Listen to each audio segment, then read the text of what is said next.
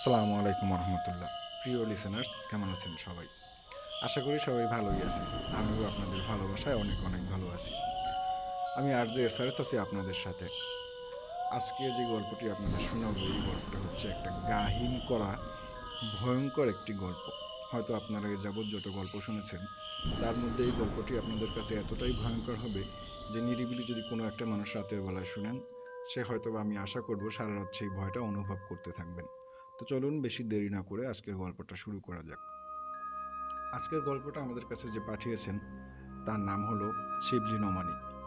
তিনি গল্পটা আমাদের কাছে পাঠিয়েছেন চুয়াডাঙ্গা থেকে। তো তার ভাষ্য মতেই আমি গল্পটা শুরু করতে যাচ্ছি। আমরা যখন কলেজ লাইফে ভর্তি হওয়ার পরে আমরা 4 জন বন্ধু মিলে একটা মেস নিই, এবং ওই বাসাটার মালিক দেশের বাইরে থাকার কারণে পুরো বাসাটাই আমাদের এই 4 জনেরই ছিল, বা আমরা 4টা লোকই থাকতাম। এবং আমাদের সাথে একটা দারোয়ান থাকতো। তিনি নিচতলায় গেটের কাছে একটা রুম ছিল, সেখানে বসবাস করতেন বা সেখানেই থাকতেন। তো এর মধ্যে থেকে শীতকাল চলে আসে। শীতকাল আসার পরে আমরা হঠাৎ করে একদিন প্ল্যান করলাম যে চলো একটা পিকনিকের আয়োজন করা যাক। ঠিক যেভাবে কর্ম তেমন কাজ। আমরা একটা পিকনিকের আয়োজন করলাম এবং সাথে আমরা আমাদের ওই দারোয়ান আঙ্কেলকেও দাওয়াত দিলাম। যেহেতু আমরা এই 5টা মানুষই এই বাড়িতে বসবাস করি, তাকে বাদ দিয়ে পিকনিক করাটা একটা খারাপ দেখা যায়। এর জন্য আমরা সবাই প্ল্যান করলাম যে তাকেও আমাদের সাথে ইনভাইট করব। তো আমরা পিকনিক খাওয়া শেষে রাতে সবাই মিলে গল্প করতেছিলাম। এর মধ্যে গল্পের এক পর্যায়ে আমাদের মধ্যে ভূতের কিছু টপিক চলে আসে।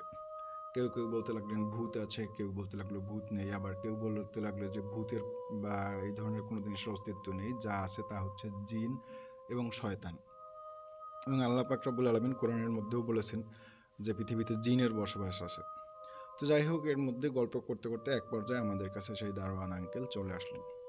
তিনি জানলা থেকে সিগারেট টানতে টানতে কিছু সময় দাঁড়িয়ে থেকে শোনার পর বলতেছে যে, বাবারা, তোমরা কি নিয়ে গল্প করতেছো? জিন নিয়ে? তখন আমরা বললাম যে হ্যাঁ আঙ্কেল, এগুলো কি সত্যিই হয় নাকি আসলেই নেই? আঙ্কেল বললেন যে হ্যাঁ, এগুলো হয়, কিন্তু তোমরা এগুলো নিয়ে হাসি ঠাট্টা করো না, এটা একটা সেন্সিটিভ বিষয়। এটা নিয়ে গল্প মানে হাসি তামাশা করা ঠিক হবে না তোমাদের।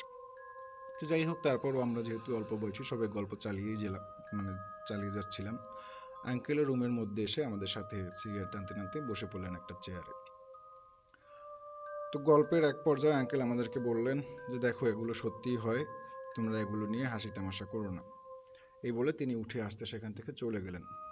চলে যাওয়ার এক পর্যায়ে আমরা আবার টপিক চেঞ্জ করে আমরা ভাবলাম যে শীতের মৌসুম সামনে, ডিসেম্বর মাস, যেহেতু কলেজ বন্ধ হয়ে যাবে, এবারে কলেজের বন্ধ করে আমরা কোথাও একটা ট্যুরে যাব। তো নানানজন নানান জায়গা উপস্থাপন করার এক পর্যায়ে আমাদের সাথে একটা বন্ধু ছিল। সে বলল, চল আমাদের গ্রামের বাড়িতে যাই, সেখানে আমার দাদার একটা জমিদার বাড়ি আছে, ওটা আমরা ঘুরে আসবো। তো এর আগেও আমাদের সাথে অনেকবার সেই জমিদার বাড়ি নিয়ে গল্প করেছে, এবং সেখানে নাকি ভূতের বসবাস আছে, নানান ভয়ঙ্কর সাক্ষী হয়ে সেখানে আছে, অনেক মন্ত্রতন্ত্রর সেখানে নাকি ছড়াছড়ি ছিল এক সময়। তো যাই হোক, আমরাও সবাই এক পর্যায়ে রাজি হয়ে গেলাম, যেহেতু ও অনেক গল্প করেছে আমাদের কাছে। তো গিয়ে আমাদের সেটা দেখা উচিত বা ঘুরে আসা উচিত যে আসলে সত্যি কি মিথ্যা। তো ওদের সেই দাদার বাড়িটা ছিল অনেক গ্রামের মধ্যে, একটা অজপাড়া গায়ের মধ্যে। তো আমরা, কলেজ বন্ধ হয়ে গেল আমাদের 15 তারিখের দিকে। এরপর আমরা 15 তারিখ বাসের টিকিট কেটে আমরা 4 বন্ধু মিলে ওদের সেই বাসায় রওনা করলাম। তো যাই হোক, সারাদিন আপনার জার্নির উপরেই ছিলাম। এরপরে যখন ওদের গ্রামের বাড়িতে গিয়ে পৌঁছলাম, গিয়ে দেখি যে সেখানে আসলে জমিদার বাড়ির মতন কোনো কিছুই নেই, মাটির একটা ছোটোখাটো ঘর। পরে আমি হাসির ছলেই আমার বন্ধুকে বললাম যে তোদের জমিদার বাড়িটা তো অনেক সুন্দর, অনেক বড়। বন্ধু বলল, আরে না পাগল, এটা তো জমিদার বাড়ি না, আমাদের আরও কয়েকটা বাড়ি আছে, আরও 2টা বাড়ি আছে, এখানে আমরা এমনিতেই থাকি। এরপর ও দরজায় গিয়ে ওর মাকে ডাক দিল মা বলে। ওর মা দরজা খুলেই সাথে সাথে রাগ করে বললেন, কিরে, তুই এখানে এসেছিস কেন? তাড়াতাড়ি এখান থেকে চলে যা। এই বলেই দরজাটা বন্ধ করে দিল। আমরা কয়টা বন্ধু হতভম্ব হয়ে দাঁড়িয়ে গেলাম যে এতদিন পরে ছেলে বাড়ি গিয়েছে, কিন্তু তার মা এরকম ব্যবহার কেন করলো, সাথে আমাদেরকেও দেখলো। তারপর আমাদের সেই বন্ধুটা আবার দরজায় নক করলো। নক করার পর ওর মা দরজা খোলায় সে একরকম জোর করেই রুমের মধ্যে চলে গেল বা বাসার মধ্যে গেল। গিয়ে তার মায়ের সাথে কতক্ষণ কথা বললো, বলে এরপর আমাদেরকে ডাক দিয়ে বাসার ভিতরে নিয়ে গেল। নিয়ে গিয়ে আমাদের ওর মা যখন নাস্তা দিচ্ছিল, তখনও নাস্তা দেওয়ার সময় সে বারবার বলতেছিল, তুই এখানে আসলি কেন, আসা ঠিক হয়নি। তোকে না এখানে আসা বারণ, কতবার করে বললাম তুই এখানে আসবি না, আবার কেন আসছিস? তুই কি সবার অমঙ্গল করতে চাস নাকি? যাই হোক, আমরা কথাগুলো কিছুই বুঝতে পারলাম না। যেহেতু রাত হয়ে গিয়েছিল প্রায় যেতে যেতে, তাই আমরা খাওয়া দাওয়া করে শুয়ে পড়বো। তো আমাদের দুইটা বন্ধু উপরে ছিল, আমি এবং আমার সেই বন্ধুটা নিচে মাটিতে বিছানা করে সেখানে শুলাম। এরপরে এক পর্যায়ে আমি ওকে জিজ্ঞেস করলাম কৌতূহলের বসে যে, কী রে, তোর মা এরকম আচরণ করলো কেন? আমরা আসছি, সে তো মনে হয় খুশি হয়নি। পরে বলল যে না, তেমন কিছুই না, এমনিই করছে, বাদ দে এগুলো। যাই হোক, এক পর্যায়ে যেহেতু ও স্বীকার হতে চাইলো না কোনো কিছুই, আমিও তেমন কিছু আর চিন্তা ভাবনা না করে ঘুমিয়ে গেলাম। সকালবেলা ভোরে আমাদের পাখির কিচিরমিচির শব্দে ঘুম ভেঙে গেল। উঠে দেখতে থাকলাম যে ঠিকই অনেক সুন্দর একটা গ্রাম, একদম গ্রামীণ পরিবেশ বলতে যা বোঝায়, চারপাশের মাটির রাস্তা, ফসলের জমি, বেশ সুন্দরই পরিবেশটা। এরপরে আমাদেরকে নাস্তা দিল, নাস্তা খেয়ে আমরা, ও বলল যে চল আমার দাদা সেই জমিদার বাড়িতে ঘুরে আসি। আমরা সেখানে যাইতে চাইলাম। ওর মা সেই কথাটা শুনে বলার কারণে সে আমাদের সাথে অনেক রাগারাগি করলো যে তোমরা ওখানে যেও না, বা আমার সেই বন্ধুটার সাথে অনেক রাগ করলো। এক পর্যায়ে সে বলল, তুই এখানে কোনো একটা অঘটন ঘটিয়ে ছাড়বি, তুই আবার শহরে ফিরে যা, এখানে থাকিস না, তোর বন্ধুদেরকেও নিয়ে যা। পরে ও ওর মার সাথে অনেক রাগারাগি করে কোনো কথাই শুনলো না, আমাদেরকে নিয়ে ওর সেই দাদার জমিদের বাড়ির দিকে রওনা দিয়ে দিল। 5-10 মিনিট হাঁটার পরে আমরা সেই বাড়িতে গিয়ে পৌঁছলাম। গিয়ে দেখলাম অনেক বড় একটা জমিদার বাড়ি, প্রায় কয়েক একর জমি নিয়ে, এবং তিনতলা একটা বাড়ি, আশেপাশে কোনো বাড়ি ঘর নেই, এবং খুবই ভয়ঙ্কর টাইপের একটা জায়গা, দিনের বেলাও ছমছমে একটা পরিবেশ সেখানে। গেট দিয়ে ঢুকে আমরা যেই ভিতরের দিকে আগালাম, ঠিক তখনই একটা বুড়ো কুজো টাইপের একটা মানুষ আমাদের দিকে দৌড়ে আসলো। এসেই আমার সেই বন্ধুকে বলল, বাবাজান, তুমি এইখানে? তোমার না এখানে আসা বারণ, মা না এখানে আসতে নিষেধ করেছেন, বড় মায়ের অনুমতি ছাড়া আমি তোমাকে কখনোই এখানে প্রবেশ করতে দিতে পারবো না। ও সেই বুড়ো দাদুর সাথেও অনেক রাগারাগি করলো যে এই জায়গার মালিক আমি অবশ্যই এখানে যাইতে পারি, এখানে আমার যেতে হলে কারো অনুমতির প্রয়োজন হয় না। যাই হোক, এক পর্যায়ে তার সাথে কথা কাটাকাটি করে ও ভিতরের দিকে চলে গেল। আমরা ওর সাথে পায়ে পা মিলিয়ে ভিতরের দিকে যাওয়া শুরু করলাম। ভিতরে গিয়ে আমরা আস্তে আস্তে অনেকগুলো রুম ঘুরে ঘুরে দেখতে থাকলাম। সব রুমগুলো মাকড়সার জাল, পাখির বাসা, নানান গাছপালায় ভরে আছে জঙ্গলে। ভিতরে অনেক পোকামাকড় আমরা দেখতে পেলাম। ভিতরে আমরা যতই যাচ্ছিলাম এতই গা ছমছমে একটা অবস্থা ভিতরে দেখতে পেলাম। ঘুরতে ঘুরতে আমরা একটা রুমের সামনে চলে আসলাম, যেই রুমটা অনেক বড় সড়ো একটা রুম ছিল, এবং জানলাগুলো খোলা ছিল। আমরা দরজার সামনেই গিয়ে দেখি যে সেই রুমে বড় একটা তালা ঝুলানো, এবং তালার সাথে 56টা তাবিজ ঝুলানো আছে। যেই তাবিজগুলো অনেক বড় বড় আকৃতি ছিল, এবং এই তালাটা ধরতে যাবে আমার বন্ধু, ঠিক সেই অবস্থায় সেই যে বাড়ির পাহারা দেওয়ার জন্য যে মুরব্বী ছিল, সেই মুরব্বী বলল, বাবা ওইটা ধরো না, ওটা ধরলে এলাকার অনেক বড় ক্ষতি হয়ে যাবে, সবাই অনেক ক্ষতির সম্মুখীন হয়ে যাবে। কিন্তু তিনি আমাদের কোনো অবস্থাতেই সেটা ধরতে দিতে চাইলেন না। যাই হোক, আমরা ওখান থেকে ফিরে জানালা দিয়ে বাইরে তাকালাম। তাকিয়ে বাইরে বলতে ঘরের মধ্যে তাকালাম, তাকিয়ে আমরা দেখলাম যে সেখানে অনেকগুলো মূর্তি আছে। বাইরে যে আমরা যেই 56টা তাবিজ দেখেছিলাম, ভিতরেও সেরকম 56টা বড় বড় পাথরের মূর্তি। তার কোনোগুলোর মুখই ভালোভাবে বোঝা যাচ্ছিল না, যেহেতু বাইরে অন্ধকার রয়েছে। পরে আমরা সেই মূর্তি সম্পর্কে সেই দাদুর কাছে জিজ্ঞেস করলাম। পরে দাদু আমাদেরকে অনেক গল্প শোনালো, আমরা তার ভাষায় আপনাদেরকে সেই গল্পগুলো শোনাচ্ছি। দাদু বলল, একসময় এ জায়গায় ওর যেই দাদা ছিল, তার অনেক বড় জমিদারি ছিল এখানে, এবং তার ওর দাদা নাম ছিল গহর আলী মুন্সি। সে ওই এলাকায় কয়েকশো একর জমি নিয়ে তার জমিদারি ছিল, এবং তার জমির প্রতি এতটা লোভ ছিল যে সে মানুষের সাথে যে কোনো পর্যায়ে যেতে বা বাজে পর্যায় পর্যন্ত যেতেও সে কখনো দ্বিধাদ্বন্দ্ব করতো না। তো এক পর্যায়ে তিনি নানান তন্ত্র মন্ত্র, নানান পূজা পাঠ এগুলো শুরু করলো। যদিও তিনি ধর্মে মুসলিম ছিলেন, তারপরও সে জমির লোভে বা সম্পদের লোভে নানান ধরনের বাজে কার্যকলাপ শুরু করে। এবং এই কার্যকলাপগুলোর মধ্যে একটা ছিল যে সে হিন্দুদের যেই মা কালী রয়েছে তার পূজা করতে, এবং নানান ধরনের তান্ত্রিক যেই বিদ্যা আছে এগুলো আস্তে আস্তে অর্জন করতে থাকে। তো এরকমভাবে শোনা যায় যে এক পর্যায়ে তিনি হঠাৎ করে এলাকার মধ্যে জমি দখল করতে করতে এমন বাজে একটা পর্যায়ে গিয়েছিল, তার সেই ঘটনাগুলো বলতে গিয়ে তিনি একটা ঘটনা বললেন যে এলাকায় একটি গর্ভবতী মহিলা ছিল। সেই মহিলাকে হঠাৎ করে একদিন রাত্রবেলা ঘুমের মধ্যে থেকে আর পাওয়া যাচ্ছিল না। তো পরের দিন সবাই তাকে খুঁজতে থাকে, এরকম খুঁজতে খুঁজতে অনেক দিন পার হয়ে যায়, কিন্তু তাকে আর কখনোই খুঁজে পাওয়া যাচ্ছিল না।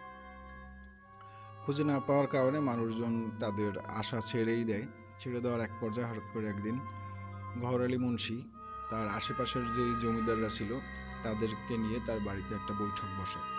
সেই বৈঠকে তিনি তার সাথে করে ছোট একটা বাচ্চাকে নিয়ে আসেন, যে বাচ্চাটা দেখতে অনেকটা বিদঘুটে টাইপের ছিল। তার জিহ্বাটা বেশ বড় ছিল এবং তার কোনো নাভি ছিল না। যে বাচ্চাটাকে দেখে সবাই কিছুটা ভয় পেয়ে গেলেও গওহর আলী মুন্সির জন্য কেউ তাকে কোনো কিছু জিজ্ঞেস করার সাহস করেনি বা কেউ কোনো কিছু জিজ্ঞেস করেনি। এবং গওহর আলী মুন্সির পাশেই যে জমিদার ছিলেন তার নাম ছিল প্রতাপ রেড্ডি। তো তিনি এক পর্যায়ে গওহর আলী মুন্সি প্রতাপ রেড্ডিকে অফার দিল যে তোমার জমিদারির কিছু অংশ তুমি আমাকে দিয়ে দাও। কিন্তু প্রতাপ রেড্ডি কোনো কিছুতেই রাজি হয়নি, বা এটা কোনো কেউ হয়তো বা দিবে না। প্রতাপ রেড্ডিও ঠিক সেভাবেই দিতে চাইল না, তিনি অনেক রাগারাগি করে উঠে চলে গেলেন। চলে যাওয়ার এক পর্যায়ে গওহর আলী মুন্সি তাকে বলল যে কোনো এক সময় তো ঠিকই দিয়ে দিবা, আজকে দেও নাই তাতে কি হয়েছে। এরপর দেখা গেল যখন সে উঠে চলে এসেছিল ছোট সেই বাচ্চাটা গওহর আলী মুন্সির সাথে ইশারার জন্য কি বললো, এরপরে গওহর আলী মুন্সি তাকে হা বোধক মাথা ঝাঁকিয়ে মানে কিছু একটা বললেন। এরপর যখন প্রতাপ রেড্ডি তার বাড়িতে চলে যাওয়ার এক সপ্তাহ পরে ঘুমের মধ্যে তিনি হঠাৎ করে অনুভব করতে পারলেন যে তার রুমের মধ্যে কোনো কিছু হাঁটাচলা করতেছে, বা কোনো একটা অদৃশ্য কিছু তার বাড়ির মধ্যে হাঁটাচলা করতেছে।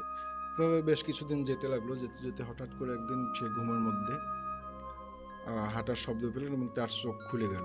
চোখ খুলে যাওয়ার এক পর্যায়ে তিনি একটা ভয়ঙ্কর কণ্ঠ শুনতে পেলেন। কণ্ঠটা শুনেই তার গা একদম হিম দিয়ে উঠল। তিনি শুনতে পেলেন কেউ একজন তাকে বলতেছে, কিরে, হোলি খেলবি? হোলি, রক্তের হোলি।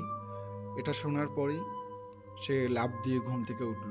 যেহেতু সেই সময় কারেন্ট ছিল না, তাই তিনি হ্যারিকেনটা জ্বালালেন। হ্যারিকেনটা জ্বালিয়ে তিনি অনুভব করতে লাগলেন যে তার বিছানায় আঠা আঠা টাইপের কিছু একটা তার হাতে লাগতেছে। তিনি বিছানার কাছে হ্যারিকেনটা আনার সাথে সাথেই চিৎকার দিয়ে উঠলেন, বাবা গো বলে। তিনি দেখতে পেলেন যে তার 6 মাসের একটা শিশু বাচ্চা খাটের মাঝখানে তার এবং তার স্ত্রীর মাঝখানে শোয়া ছিল। সেই বাচ্চাটার অর্ধেক নেই, নিচের যে অর্ধেক শরীরের এই অর্ধেক নেই। কেউ একজন তার পুরো শরীরের মাংস বাকি যে অর্ধেকের সেটা খেয়ে ফেলেছে এবং হাড্ডিগুলো পড়ে আছে এবং পুরো বিছানাটা রক্তে লাল হয়ে আছে। এবং তার বউ এটা দেখে চিৎকার দিয়ে অজ্ঞান হয়ে গেল। এরপর তো গওহর আলী আস্তে আস্তে করে নানানভাবে তার উপরে প্রতিশোধ নেওয়া শুরু করলো। তো যাই হোক, সেই বাচ্চার মৃত্যুর কারণে প্রতাপ রেড্ডি তার এলাকা থেকে নানা ওঝা ফকির জোগাড় করে ডেকে আনলেন যে তার এই প্রতিশোধ না নেওয়া পর্যন্ত তিনি তার ছেলেকে সমাহিত করবেন না, বা হিন্দুরা যে মাটি মানে আগুনে জ্বালিয়ে দেয় তিনি তার ছেলেকে জ্বালাবেন না বা চিতায় দিবেন না। তো যাই হোক, যেমন কথা ঠিক তেমনই কাজ।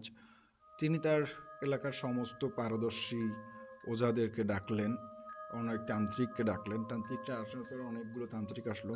তারা ধ্যান করে পূজা করে এক পর্যায়ে তাকে বলল যে যে এই কাজটা করেছে সে আস্তে আস্তে করে তার সেই জমিদারের যত এলাকা আছে বা সেই জমিদারের যত আত্মীয় স্বজন আছে সবাইকেই তিনি আস্তে আস্তে করে মেরে ফেলবেন এবং সবার রক্ত খেয়ে শেষ করে দিবেন। এবং একটা রক্ত শোষা একটা পিচাস বলতে পারেন, যার আকৃতিটা ছিল মা কালীর মতন, কিন্তু সেটা মা কালী না।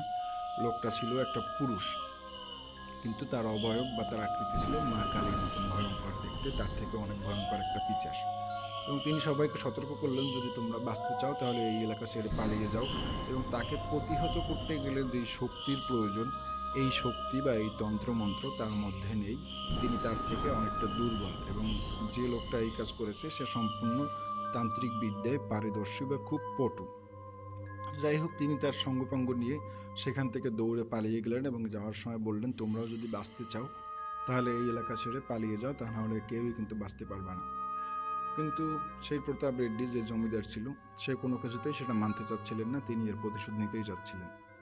এর মধ্যে এক সপ্তাহ পার হয়ে যায়। এক সপ্তাহ পরে দেখা যায় তার ছেলেটা যেই অবস্থায় মারা গিয়েছিল তার স্ত্রীও হঠাৎ করে একদিন রাত্রেবেলায় ঠিক সেই অবস্থায় মারা যায় এবং তার শরীরের নিচের অংশ পাওয়া যায় না এবং পুরো শরীর থেকে কেউ একজন রক্ত চুষে খেয়ে ফেলেছে। এবং পুরো শরীরটা একটা কঙ্কালের মতন হয়ে গিয়েছিল। শরীরে রক্ত পানি এগুলো না থাকলে যেরকম মাংসগুলো হাড়ের সাথে লেগে যায়, ঠিক সেই অবস্থায় তাকেও পাওয়া যায়।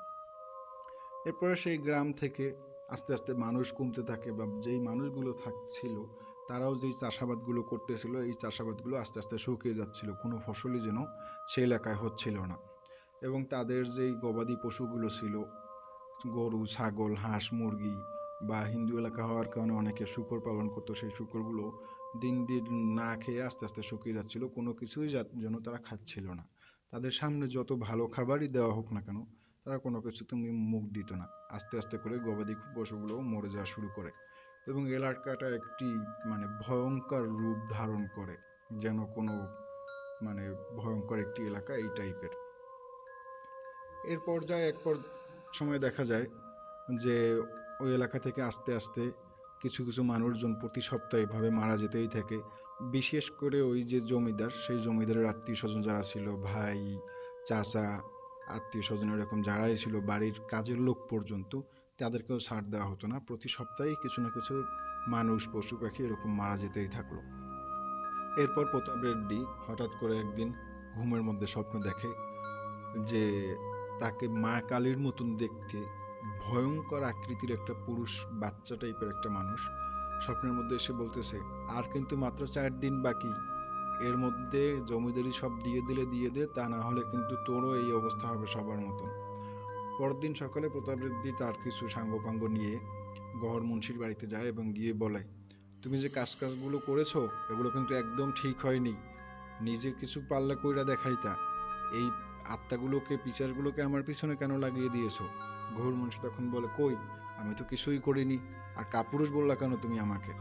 এরকম কিছু সময় বাকবিতণ্ডা হওয়ার পরে প্রতাপ রেড্ডি সেই ঘোর মুন্সির জমিদারি বাড়ি থেকে ফিরে চলে আসতে থাকে, এবং চলে আসতে আসতে তিনি কখনোই আর তার সেই যে জমিদার বাড়ি প্রতাপ রেড্ডি সেখানে এসে পৌঁছায়নি, এবং তার সাথে যে লোকগুলো ছিল এই লোকগুলোরও আর কোনো খোঁজ খবর পাওয়া যায় না। এরপরে গহর মুন্সি যখন সে বের হয়ে যাচ্ছিল, তখন সে একটা অট্টহাসি দিয়ে বলল যে, ঠিকই তো দিয়ে দিলা, আজকে তো এখন পালায় যেতে বাধ্য হইলা, সময় থাকতে দিলা না, সবকিছু শেষ করে এরপরে দিলা।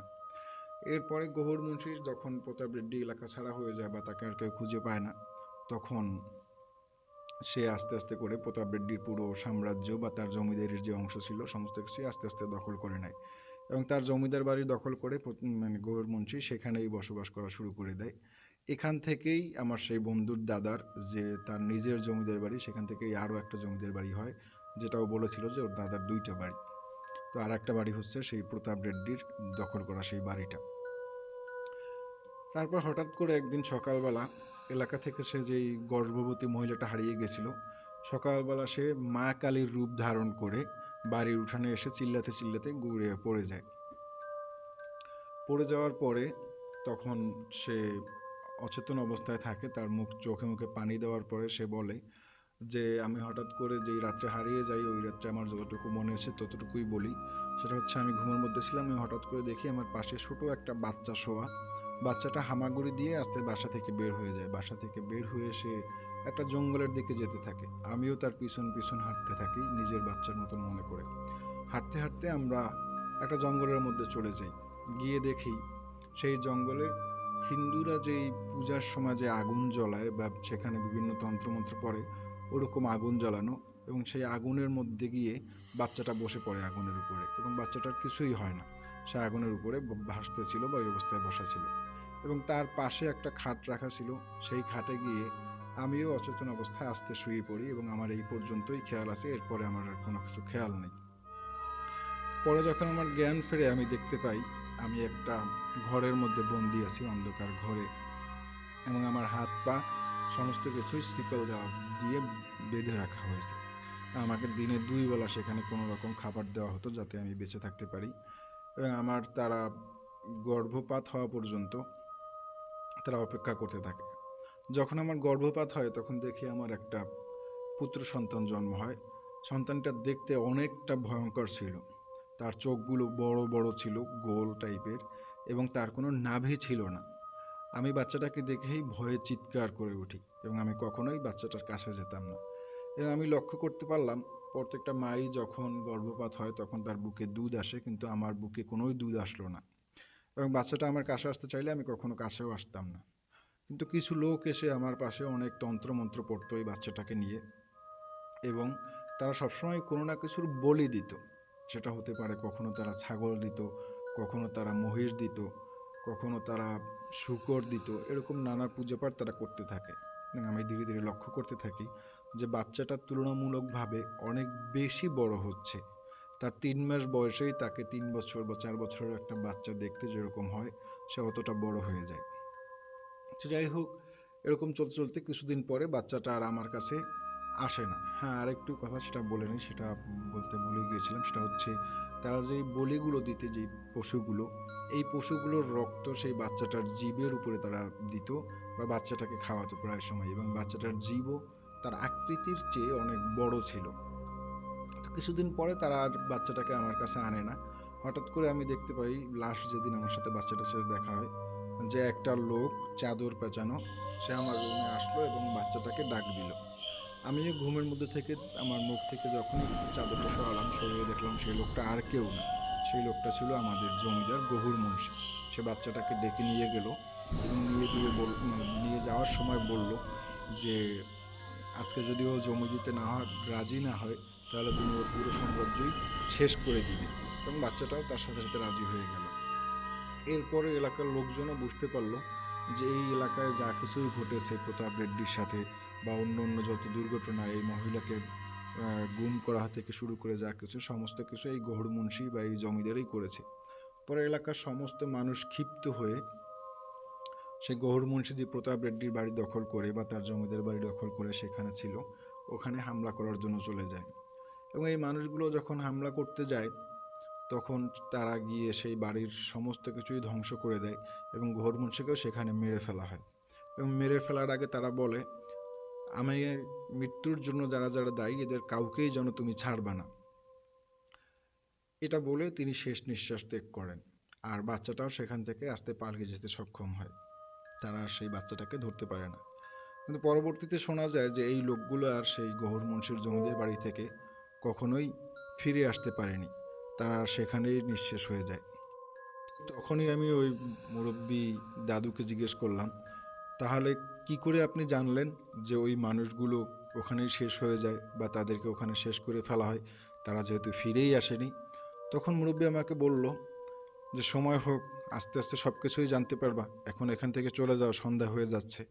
তো যাই হোক, আমরা বিভিন্ন জিনিস চিন্তা ভাবনা করতে করতে করতে করতে বাড়ির দিকে চলে আসলাম। আস্তে আস্তে আমাদের সন্ধ্যা হয়ে গেল। তো রাতের বেলা যখন আমাদের খাবার দেওয়া হয়, তখন আমরা আমার সেই বন্ধুর মায়ের কাছে এগুলো শেয়ার করলাম, এবং সে আমাদেরকে খুব রাগ করেই বলল, বাবা তোমরা কোনো দুর্ঘটনা ঘটানোর আগেই এখান থেকে কালকে সকালে চলে যাও। এই গ্রামের সকলের জন্য এবং তোমার জন্য, সবার জন্যই ভালো হবে। আল্লাহর রাস্তায় তোমরা এখান থেকে চলে যাও। এবং আমরা দেখতে পেলাম যে সে আমার বন্ধুটার শুধু পায়ে ধরা বাদে সমস্ত ধরনের রিকোয়েস্টই আমার বন্ধুকে করলো যাতে সে এখান থেকে আমাদেরকে নিয়ে চলে আসে, কিন্তু আমাদের বন্ধুটা কোনো অবস্থায় রাজি হলো না। তো যাই হোক, রাগারাগি এক পর্যায়ে সে ভাত রেখে চলে আসলো। আমাদেরও খাওয়া শেষ হয়ে গেলো, আমরা ওর সাথে সাথে চলে এসে ঘুমিয়ে পড়লাম। পরের দিন সকালে আমরা আবার সেই জমিদার বাড়ির দিকে গেলাম।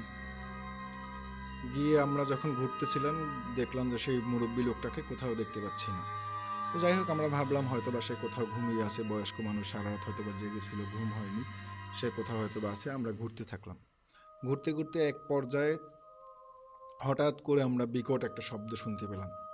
শুনি আমরা দৌড়ে গিয়ে দেখি আমার যে সেই বন্ধুটা, সে ওই যে বড় তালা মারা ছিল যেই রুমটায়, ওই তালাটা ভেঙে ফেলেছে এবং ওই তালাটার সাথে যে চাবিগুলো ছিল সেগুলোও নিচে পড়ে ছড়িয়ে ছিটিয়ে আছে চারিদিকে, সেটারই আওয়াজ ছিল এগুলো।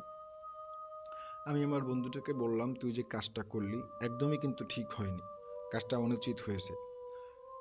এটা বলতে বলতে আমরা দেখলাম যে ও ভিতরের দিকে যাচ্ছে, আমরাও আস্তে আস্তে করে ওর সাথে সাথে ভিতরের দিকে গেলাম। ভিতরে গিয়েই দেখলাম যে চারিদিকে সেই 56টা মূর্তি পাথর হয়ে দাঁড়িয়ে আছে, যেগুলোর সমস্তগুলোর মুখই কিছু একটা দিয়ে ঢাকা আছে, কিন্তু মূর্তিগুলো অনেক বড় হয় আমরা সেই কাপড়গুলো সরাতে পারিনি বা দেখতেও পারিনি। আর ঠিক মাঝখান জায়গায় একটা কবরের মতন চাদর দিয়ে কিছু একটা দিয়ে ঢাকা আছে, কালো একটা কাপড়ের উপরে, এবং কাপড়ের উপরে অনেক কিছু লেখা আছে, যে লেখাগুলো আমরা পড়তে পারতেছিলাম না, দেখে এটুকু বুঝেছিলাম যে এখানে কোনো তাবিজ বা মন্ত্রতন্ত্র লেখা আছে। এরপর আমরা মনে মনে ভাবতে লাগলাম যে হ্যাঁ, যে মুরব্বী যেই কথাগুলো বলেছিল হয়তো বা কিছুটা হলেও সত্যি। পর আমার সেই বন্ধুটা ও বলল যে শুনেছি আমার দাদার নাকি অনেক সম্পদ আছে, আমার মনে হয় এই সম্পদগুলো এখানেই লুকানো আছে, আর এই সম্পদ যাতে চুরি না হয়ে যায় এই জন্যই এলাকার মধ্যে এত কুসংস্কার। চল আমি দেখি এগুলো কি আছে এখানে। আমরা ঠিক ওকে বারণ করার আগ মুহূর্তেই ও চাদরটা টান দিয়ে সরিয়ে ফেলল। সরিয়ে ফেলার পরেই আমরা দেখতে পেলাম যে এত বছর হয়ে গেছে, প্রায় 1-150 বছরের মতন, এত বছরেও মাটি বিন্দু মাত্র সেখানে কোনো একটা গাছপালা বলেন বা কোনো কিছুই বলেন সেখানে হয়নি। শুকনো অবস্থায় সেই মাটিগুলো সে কবরের উপরে পড়ে আছে।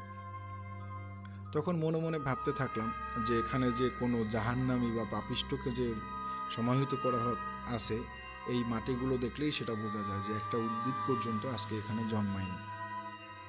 এটা বলতে বলতেই আমার বন্ধুটা বলে উঠলো যে এর মধ্যে নিশ্চয়ই সম্পদ আছে, আমার দাদার যেই সোনা দানা মণিমুক্তা ছিল এগুলো নিশ্চয়ই এখানে আছে। বলতে বলতে ও কবরটা খোঁড়া শুরু করে দিল। কবরটা খুঁড়তেই সেখানে বড় একটি বাক্স দেখা গেল, এবং হঠাৎ করে আমরা খেয়াল করলাম যে দরজার পাশে কোনো একটা ছায়ার মতন। আমরা তাকিয়ে দেখলাম যে সেই যে মুরব্বী ছিল এই বাড়ির পাহারায়, সেই মুরব্বী কোথা থেকে যেন চলে এসেছে, এবং তিনি দৌড় মেরে এসে রুমের মধ্যে আসলো এবং বাক্সটাকে নিয়ে বাইরে চলে গেল। আমরা যে তার বাক্সটা নেওয়া থেকে বারণ করব বা নিষেধ করব এরকম কোনো শক্তি আমাদের শরীরে আমরা অনুভব করতে পারলাম না। যেন আমাদের শরীরটা মেরে আছে, হিম হয়ে আছে, আমরা চাইলেও আমাদের হাত পা মুখ এগুলো নাড়াতে পারতেছি না, শুধু চোখ দিয়ে দেখতে পারতেছি। তো সেই মুরব্বী ওটা নিয়ে বাইরে চলে যায়। চলে যাওয়ার পরে আমরা দেখতে পেলাম যে সে বাইরে অনেক ধোঁয়া বা অনেক বাতাসের শব্দ। যখনই আমরা বাইরে গেলাম, বাইরে যেতে আমরা দেখি সেই মুরব্বী সেই যে 56টা তাবিজ দরজায় ঝুলানো ছিল, এই তাবিজগুলো নিয়ে অনেক হাসি ঠাট্টা করতেছে। এবং যখনই আমার সেই বন্ধুটা বাইরে গেল তখন বলল, তোর তো এখন পতন হবে, তোর পতন কেউ ঠেকাতে পারবে না, আর এর জন্য দায়ী হচ্ছে তোর বাবা। তোর বাবাই আমাদের সবাইকে শেষ করে দিয়েছে।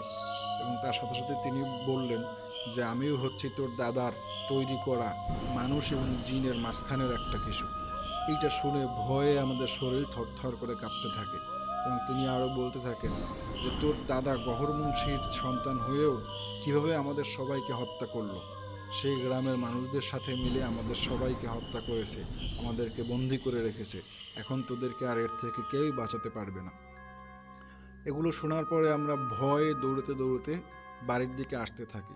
আসার পথেই দেখতে পাই আমাদের বন্ধুটা, যে বন্ধুর বাড়িতে আমরা বেড়াতে গিয়েছিলাম, ও অদ্ভুত রকমের আচরণ করতেছে, ওর জিভ্রাটা আস্তে আস্তে বাইরে বের হয়ে আসতেছে এবং মুখ দিয়ে লালা পড়তেছে, এবং ও পশুর মতন নানান ধরনের অঙ্গভঙ্গি করতেছে এবং শব্দ বের করতেছে।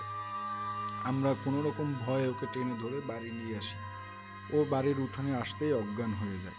এর মধ্যে ওর মা দৌড়ে চলে আসে, এসে এই অবস্থা দেখে আমাদেরকে ঠাস ঠাস করে চড় মারলো অনেকগুলা, মেরে বলল, কি সর্বনাশটাই তোমরা করলা, তোমাদেরকে বারবার বলেছি শহরে ফিরে যেতে, ওকেও বলেছি বারবার, তোমরা তো শুনলে না, এখন আমার ছেলেকে আমি কিভাবে বাঁচাবো, এই গ্রামের অধপতন, এই গ্রামের ধ্বংস আমি এখন কিভাবে ঠেকাবো। ওর মায়ের কান্নাকাটি শুনে এলাকা থেকে অনেক মানুষ জড়ো হয়ে গেল এবং ওর চাচারাও দৌড়ে চলে আসলো। আসার পরে এলাকার হুজুরদেরকে খবর দেওয়া হলো, মসজিদের ইমাম এবং মুয়াজ্জিন এবং আশেপাশে থেকে আরও বেশ কিছু হুজুর সেখানে ডাকা হলো। তারা নানান দোয়া দরুদ পড়তে থাকলো, কিন্তু কোনো অবস্থায় কোনো কিছুর কাজ হলো না।